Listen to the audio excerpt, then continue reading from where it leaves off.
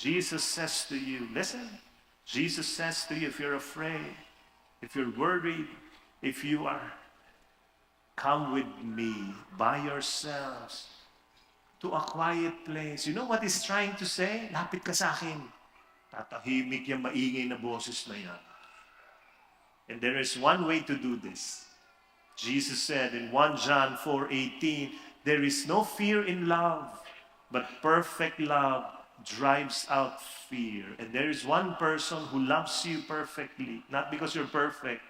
His love to you is perfect, and his love will drive away your fear, and his name is Jesus. That is his name. So what do? Allow him. If you want to remove all those voices of fear, worry, greed, selfishness, anger, unforgiveness, listen to his voice alone. Listen to his voice alone. Silence all the voices by listening only to his voice. And he is telling you this, I'm fighting for you. I will never let you go. Di kita iiwan. Hahanapin kita kahit saan ka. Pupuntahan kita dyan. And I will tell you, I love you. Let his voice be your center. Let Jesus' voice be your core. And you will find true peace. You will find real rest.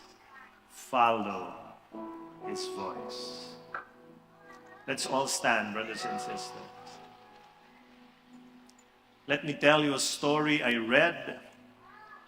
This happened in the late 80s, 1980s. I need to explain to the young people here. During the 1980s, wala pa hong YouTube, walang Google. Si Ken Gaub, he's an American minister. Lumalabas-labas siya sa TV, evangelizing people. And one day, his family, his children, the wife, they were driving for a vacation. They were driving on I-75 near Ohio. Nasa Ohio State sila ng Amerika. Tapos, dahil malayo pa yung biyahe, they stopped by a restaurant to eat. Pagtigil nila, bumaba yung asawa niya, yung mga anak niya, pumasok na sa restaurant. Si Ken, sinara niya yung kotse. Pagsara niya ng kotse, may phone booth, public phone, na nandun sa labas ng restaurant, nagri-ring. Walang cellphone pa masyado niyan. Nagri-ring. Tapos tinignan niya sa paligid, wala naman tao. Eh noon, pag ang public phone nagri-ring, emergency ito. So nilapitan niya, nag-decide siya, sasagutin ko ba ito? Wala naman tao. Sinagot niya. Pagsagot niya, yung other line was the operator. May operator po noon. Kung di alam ng mga kabataan, pagtatawag ka, ikukonekta ka ng operator sa tinatawagan mo. So yung operator ang sabi sa kanya, hello, may I speak with Ken Gaub? Alam mo si Ken talaga, ha?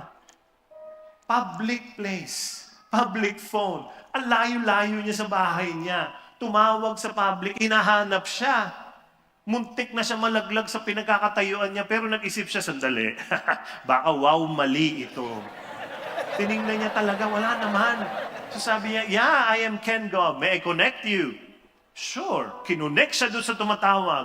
Ang tumatawag, ang pangalan, si Millie. Millie lives in Pennsylvania. Malayong lugar. Kaya long distance yung tawag. Kaya may operator. Alam mo, sabi ni Millie, can I tell you my story, Ken? Sabi niya, sure. I was about to commit suicide. I have written already my suicide note. And I was about to commit suicide. I was watching you on TV. And I looked at you and I said in prayer to God, Lord, if I could just talk to that guy on TV, replay na yun eh. Kung makakausap ko lang yan, yung Ken na yan, he could help me. And you know what happened to Millie? She just heard God's voice giving her numbers. Siya naman, parang, ano yun? Sinulat niya yung numbers. Tapos tinignan niya, parang number ng telepono ito. So she dialed, and the operator connected her to Ken. Tapos sabi ni Millie, are you in your office? Alam mo sabi ni Ken, no, I'm in a public phone, so far from my office. And they were able to talk. Nailigtas niya yung taong ito sa kapahamakan. Alam niyo, pagkatapos sila mag-usap, si Ken, hindi makapaniwala. Grabe, no? Na-imagine niyo? Kalayo, public phone. Ano nangyari yun? Eksakto pagbaba niya ng kotse, nagre-ring. Paano nalaman na yun yung number? Binigay ng Diyos dito sa taong ito na kailangan iligtas siya. Alam mo, Ken wrote this, and Ken had a conclusion. Ito ang conclusion niya. Sabi niya, I walked away from that phone booth with an electrifying sense of our Heavenly Father's concern for each of His children. Gumawa ng paraan ng Diyos para iligtas ang taong mahal niya. And then Ken went inside the restaurant, told his family about the story. Lahat sila nangingilabot. At sabi ni Ken sa huli, sabi niya sa asawa niya, you won't believe this. God knows where I am. God knows where I am. Alam ni Lord kung nasan ako. Nasa wala ako, nasa highway. Alam niya kung nasan ako. Alam niya kung saan ako hanapin. God knows where I am. Look at me, my dear friend. God knows where you are. God knows what situation you are in. Alam niya kung anong hirap mo. Alam niya kung anong saya mo. Alam niya kung paano ka ididikit sa Kanya. Allow Him. And then follow His voice. And you will find real rest. He knows where you are. Surrender to Him everything. In the name of the Father, and of the Son, the Holy Spirit, amen. Your hands upon your heart. Close your eyes, bow down your head. God knows where you are, my dear friend. He knows what you're going through.